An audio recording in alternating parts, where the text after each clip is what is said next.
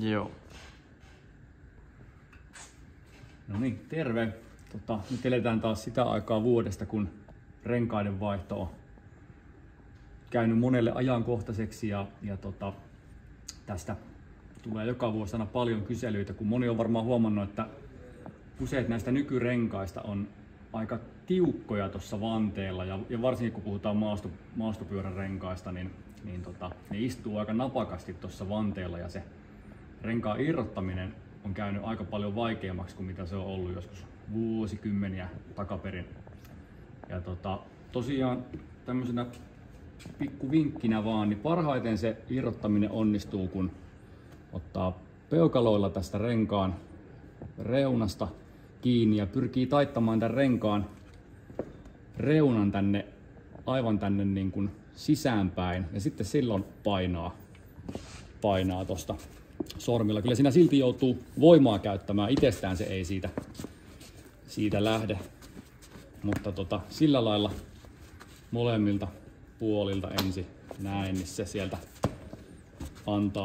antaa kyllä periksi. Toki sitten vielä jotkut renkaat voi olla tiukempia kuin toiset renkaat ja joku vanne voi olla tiukempi kuin toinen vanne.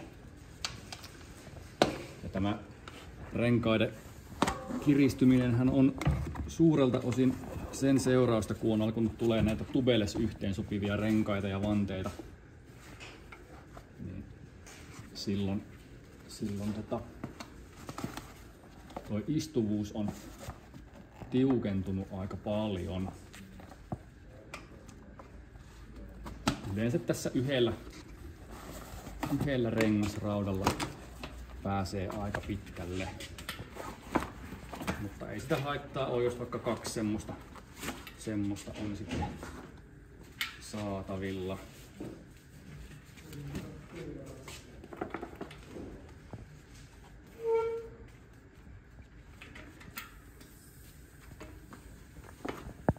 Ja kun laittaa renkaan päälle, niin on tärkeää katsoa, että ei tämä venttiilin kohdalla oleva vahvike niin ei jää sitten sinne vanteen ja renkaan väliin. Eli sen verran kannattaa venttiiliä löysyttää, että näkee, että se menee sinne selvästi varmasti sinne alle.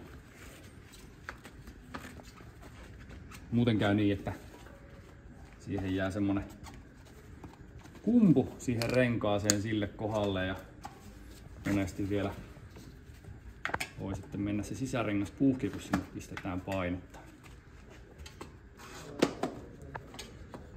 Ja sitten tässä päälle laitossa niin on tärkeää, että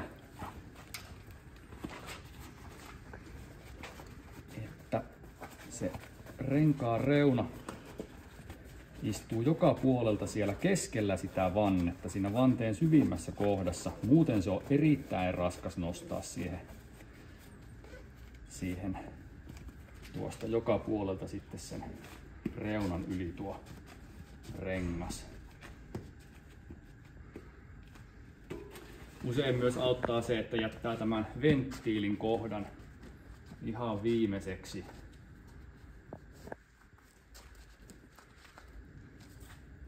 Ja nyt sitten just pitää katsoa tältä takapuolelta kanssa ja alapuolelta, että se jää varmasti se rengas sinne vanteen syvimpään kohtaan. Jos se tuntuu tiukalta, niin se yleensä on merkki siitä, että se ei ihan ole siellä paikallaan se rengas silloin. Mutta näin se käy ja sitten kannattaa vielä varmistaa tosiaan se venttiilin kohta painamalla se venttiili tonne syvemmälle, että se ei jää sitten sinne väliin kantamaan. Sillä lailla se tapahtuu.